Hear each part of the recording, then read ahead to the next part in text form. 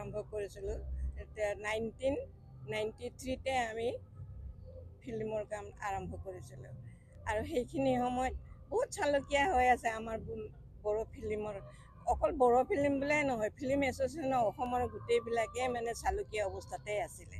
কিন্তু সেইবুলি আমি মানে অলপ চেষ্টা কৰি কৰি কৰি কৰি আমি যেনেকৈ আৰ্টিষ্টবিলাকক বুজাই পৰাই আমাৰ যিবিলাক টীম আছিলে তেখেতসকলে ইমান কষ্ট কৰি আৰ্টিষ্টবিলাকক ইমান সুন্দৰকৈ মানে কেনেকৈ ক'ত থিয়, কেমেৰাৰ সন্মুখত কেনেকৈ থিয় হ'ব লাগে, কেনেকৈ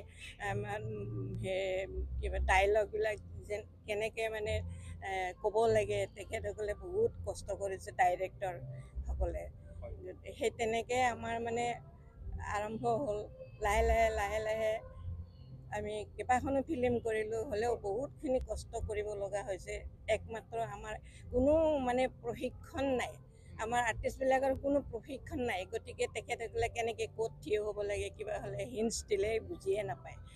এনেকৈ কৰি কৰি মানে বহুতখিনি মানে আমি কষ্ট কৰি সেই ফিল্মকেইটা আমি বনালোঁ। তাৰপিছত এতিয়া আহি আহি কিন্তু এতিয়া দেখিছোঁ এইখিনি সময়ত এতিয়া যিবিলাক মডাৰ্ণ মানে ইনষ্ট্ৰুমেণ্টবিলাক ওলাইছে। আমাৰ যেতিয়া আমি ভিডিঅ' ফিল্মে কৰিছিলোঁ, আমি VHSতে কৰিছিলোঁ।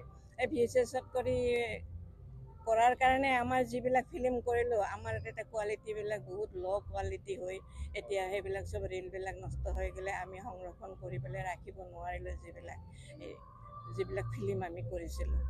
সেইকাৰণে বৰ্তমান আমি এই ফিল্মবিলাকক প্ৰদৰ্শন কৰিবলৈ মানে সুবিধাই নাপাওঁ আৰু এতিয়া সুবিধা মানে নষ্ট হৈ গ'ল, কেছেটবিলাক নষ্ট হৈ গ'ল, কোনো সংৰক্ষণৰ ব্যৱস্থা নাছিলে সেইখিনি সময়ত।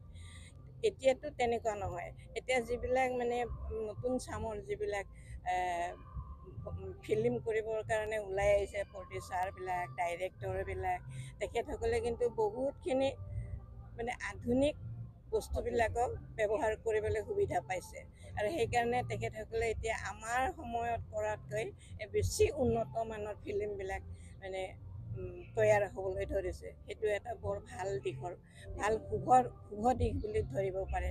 আৰু মই ভাবোঁ এনেকৈ আমাৰ এনেকুৱা ফিল্ম এছ'চিয়েশ্যন ক্ৰিয়েট হৈ তেখেতসকলে যদি এনেকুৱা ধৰণৰ অনুষ্ঠান প্ৰতিষ্ঠানবিলাক পাতে, নিশ্চয় উঠি অহা প্ৰজন্মই অনুপ্ৰেৰণা পাব আৰু এই শিল্পটোৰ প্ৰতি আগ্ৰহ বাঢ়ি তেখেতসকলে আগুৱাই আহিব ভাল ফিল্ম প্ৰস্তুত কৰিবৰ কাৰণে। সেইকাৰণে মই কৈছোঁ অলপ আগতে মিটিঙত, যিবিলাক তেখেতসকলে ফিল্ম কৰোঁতে সহজ কথাটোতো নহয়েই, হ'লেও মানে প্ৰদৰ্শন কৰাটোহে বেছি কষ্টকৰ হয়। কাৰণ আমাৰ কোনো সুবিধা নাই। আমি ফিল্ম কৰিলোঁ, গাঁৱে গাঁৱে টীমবিলাকক মানে গঠন কৰি 2জন 3জন মানুহ এনেকৈ লগাই আমি গাঁৱে গাঁৱে ফিল্মবিলাক কিবা কৰিবৰ কাৰণে প্ৰদৰ্শন কৰিবৰ কাৰণে পঠিয়াইছিলোঁ। আৰু বহুত দিগদাৰী হয়, ভিতৰৰ গাঁওবিলাকত কাৰেণ্ট নাথাকে। আমি জেনেৰেটৰ পৰ্যন্ত, প্ৰজেক্টাৰ পৰ্যন্ত আমি মানে নিজৰ ফালৰ পৰা নি এই প্ৰদৰ্শন কৰিছিলোঁ আমি চিনেমাবিলাক। তেনেকুৱা ধৰণৰ কিমান অসুবিধাৰ মাজত আমি চিনেমা কৰি আহিলোঁ। এতিয়া ভাবিলে কিবা আচৰিত যেনহে লাগে মোৰ। কিন্তু এতিয়া নতুন প্ৰজন্মবিলাকে যিবিলাকে বহুত সুবিধা পাইছে তেখেতসকলে। সেইকাৰণে মই কৈছোঁ, সৰু সৰু যদি জিলা ভিত্তিত কেইটামান এইটো কি কয় মিনি চিনেমা হল যদি তৈয়াৰ কৰিব পাৰে, বনাব পাৰে, তেনেকৈ হ'লে গোটেই উঠি অহা নতুন আমাৰ সেই প্ৰডিউচাৰ ডাইৰেক্টৰবিলাকে সুবিধা পাব আৰু তেখেতসকলৰ হাতলৈ পইচা পাতিও তেনেকৈ আহিব। পইচাটোতো ফিৰত পাবই লাগিব, নহ'লে নেক্সট কেনেকৈ ফিল্ম আকৌ এটা বনাবৰ কাৰণে কিমান এটা অসুবিধা হয়। কিন্তু আমাৰ সময়ত সেইখিনি বস্তুটো নাহিছিলে।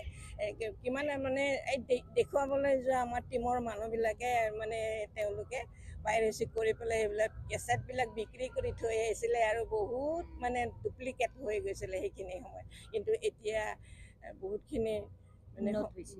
বহুতখিনি মানে ভাল ব্যৱস্থা আহিছে। গতিকে মিনি চিনেমা হলৰ ব্যৱস্থা কৰিলে বহুত উপকাৰ হ'ব। গতিকে আৰু যদি একাডেমি ফিল্ম একাডেমি যদি বনোৱা হয়, গতিকে তেতিয়াহ'লে আমাৰ সেই নতুন চামৰ ল'ৰা ছোৱালীবিলাক নিশ্চয় ভালকৈ শিকিব পাৰিব।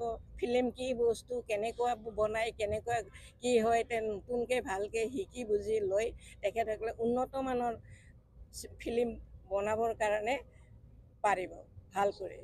সেইকাৰণে মই কৈছোঁ আপোনালোকে প্ৰচেষ্টাবিলাক হাতত লওক, ল'লে আমাৰ নিজৰ ভিডিঅ' ফিল্ম অকল বড়োসকলৰ ফিল্মবিলাক বনাইহে, কিন্তু সাধাৰণ জনতাই চাবলৈ সুবিধা নাপায় চিনেমা হলৰ কাৰণে। আচলতে এনেকৈতো আমাৰ ফিল্মবিলাক বা গুৱাহাটী বা ডিব্ৰুগড় কিবা অসমৰ ভিতৰতে ডাঙৰ ডাঙৰ চহৰবিলাকতো কেতিয়াও মানে প্ৰদৰ্শন নহয়।